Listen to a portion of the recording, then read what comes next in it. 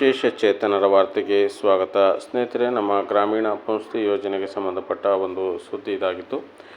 ಈ ವಿಡಿಯೋದಲ್ಲಿ ಏನೆಲ್ಲ ಬೆಳವಣಿಗೆಗಳು ಇಂದು ನಡೆದವು ಅಂತಕ್ಕಂಥ ಮಾಹಿತಿಯನ್ನು ನಿಮಗೆ ತಿಳಿಸ್ತಾ ಹೋಗ್ತೀನಿ. ನಮ್ಮ ಚಾನಲ್ ಹೊಸದಾಗಿ ನೋಡ್ತಾ ಇರೋ ಚಾನಲ್ನ ಸಬ್ಸ್ಕ್ರೈಬ್ ಮಾಡಿಕೊಂಡು ವಿಡಿಯೋ ಒಂದು ಲೈಕ್ ಕೊಡಿ. ಪ್ರತಿದಿನ ವಿಶೇಷ ಚೇತನರ ವಾರ್ತೆಯನ್ನು ತಪ್ಪದೆ ವೀಕ್ಷಿಸಿ.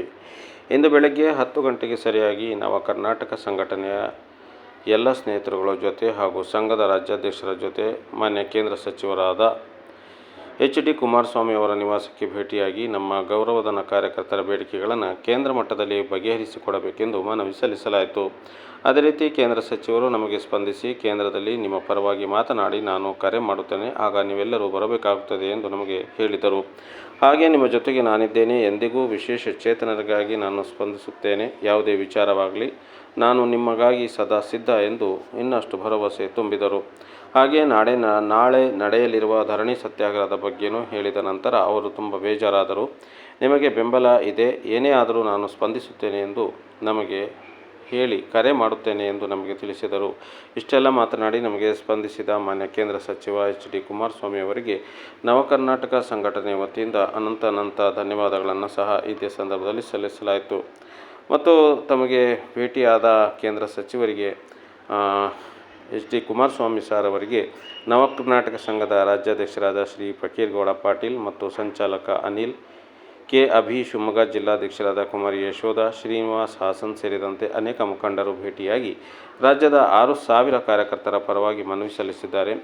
ಮನವಿ ಪತ್ರದಲ್ಲಿ ಪ್ರಮುಖ ಬೇಡಿಕೆಗಳನ್ನು ನೋಡೋದಾದರೆ, ರಾಜ್ಯ ಸರ್ಕಾರ ನಮಗೆ 10,000 ರೂಪಾಯಿ ಗೌರವಧನ ನೀಡುತ್ತಿದ್ದು, ಕನಿಷ್ಠ ವೇತನಕ್ಕೆ ಸರಿಸಮಾನವಾಗಿ ಕೇಂದ್ರ ಸರ್ಕಾರದಿಂದ 8,000 ರೂಪಾಯಿ ಹೆಚ್ಚುವರಿಯಾಗಿ ವೇತನ ಕೊಡಿಸಬೇಕೆಂದು ಮನವಿ ಮಾಡಲಾಯಿತು.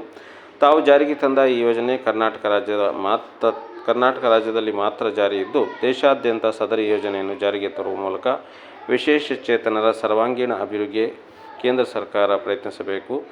ಇದನ್ನು ಸಕಾರಾತ್ಮಕವಾಗಿ ಸ್ಪಂದಿಸಿದ ಕೇಂದ್ರ ಸಚಿವರಿಗೆ ಮತ್ತು ಮನವಿ ಸಲ್ಲಿಸಲು ಶ್ರಮಿಸಿದ ನಮ್ಮ ಸಂಘದ ಎಲ್ಲ ಮುಖಂಡರಿಗೆ ಅನಂತ ಧನ್ಯವಾದಗಳನ್ನು ಶ್ರೀಯುತ ಪಿ. ಅಂಬಾಜಿ ಮೇಟಿಯವರು ಅರ್ಪಿಸ್ತಾ ಇದ್ದಾರೆ. ಕುಮಾರಣ್ಣವರಿಗೆ ಭೇಟಿಯಾಗುವ ಸಲುವಾಗಿ ಸಮಯ ಪಡೆಯಲು ನಿರಂತರವಾಗಿ 1 ತಿಂಗಳಿಂದ ಅನಿಲ್ ಅಭಿ ಅವರು ಪ್ರಯತ್ನಿಸಿದ್ದಾರೆ. ವಿಶೇಷವಾಗಿ ಅವರಿಗೂ ನಾನು ವೈಯಕ್ತಿಕವಾಗಿ ಧನ್ಯವಾದಗಳನ್ನು ಸಲ್ಲಿಸುತ್ತೇನೆ ಎಂದು ನವ ಕರ್ನಾಟಕ ಸಂಘಟನೆಯ ಸಂಸ್ಥಾಪಕ ಅಧ್ಯಕ್ಷ ಡಾಕ್ಟರ್ ಪಿ. ಅಂಬಾಜಿ ಮೇಟಿ ತಿಳಿಸಿದ್ದಾರೆ.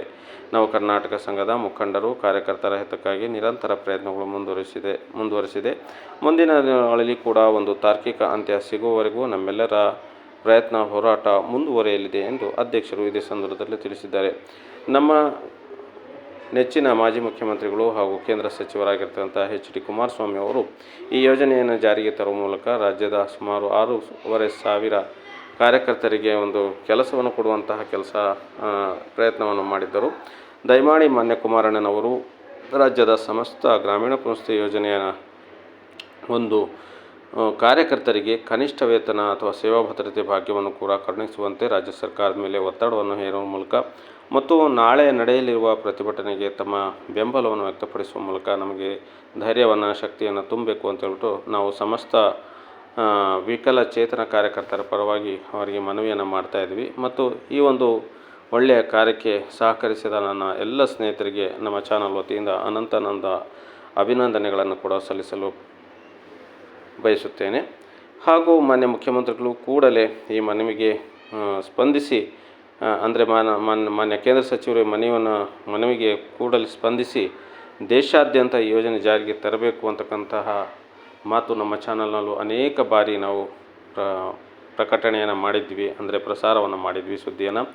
ಹಾಗೂ ದಯವಿಟ್ಟು ಕೇಂದ್ರ ಸಚಿವರು ವಿಶೇಷ ಚೇತನರ ಏನು ಸಮಸ್ಯೆಗಳಿದೆ ನಮ್ಮ ರಾಜ್ಯದಲ್ಲಿ ಅದನ್ನು ಬಗೆಹರಿಸಿಕೊಡುವ ನಿಟ್ಟಿನಲ್ಲಿ ಪ್ರಯತ್ನ ಮಾಡಬೇಕು ಅಂತ ಹೇಳ್ಬಿಟ್ಟು ಸಮಸ್ತ ರಾಜ್ಯದ ಎಲ್ಲ ವಿಶೇಷ ಚೇತನರ ಪರವಾಗಿ ಮತ್ತೊಮ್ಮೆ ಅನಂತ ಧನ್ಯವಾದಗಳನ್ನು ಅವರಿಗೆ ಸಲ್ಲಿಸ್ತಾ ಇದ್ದೀವಿ. ಈ ವಿಡಿಯೋ ಬಗ್ಗೆ ತಮ್ಮ ಅನಿಸಿಕೆ ಅಭಿಪ್ರಾಯವನ್ನು ತಪ್ಪದೇ ಕಾಮೆಂಟ್ ಬಾಕ್ಸಲ್ಲಿ ಬರೆದು ಹಾಕಿ.